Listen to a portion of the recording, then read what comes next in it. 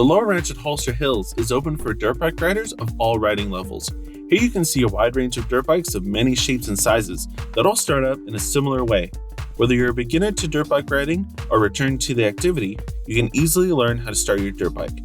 Knowing how to start your vehicle is the first step towards your next great off-roading adventure. Let's begin. The first step is to make sure your bike is in neutral, and there's an easy way to check. Let's use our hand to give an example of the shift gears. Let's say your fingers, starting with your thumb, are gears 1 through 5. The space in between your thumb and your index finger is 0 or neutral. Neutral means that your bike isn't in any gear, and your bike can start without the bike moving forward. While holding in the clutch lever with your left hand, you can use your foot to shift the pedal all the way down to first gear and then flick it out just a little bit to put it in neutral.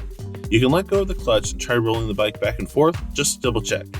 Next, locate the fuel valve and turn it to on to allow fuel to your engine. Locate the choke and switch it to the open position, allowing more fuel to warm up your bike when you first start it. Your dirt bike can start up one of two different ways: Kickstart or electric startup, depending on your bike.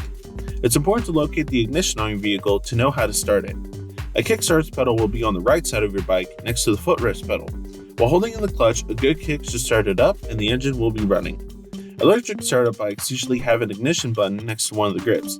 If it has a key, turn it to the on position.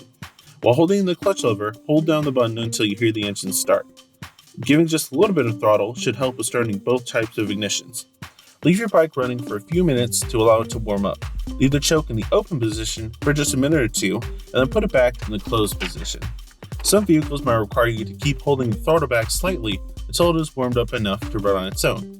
Now that you've started your bike and it's all warmed up, you can shift down to first and slowly release the clutch to begin riding.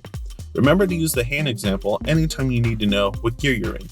Memorizing these steps might take some time, but will help you start up any bike you plan on riding. Have fun and stay safe on your next off-road adventure.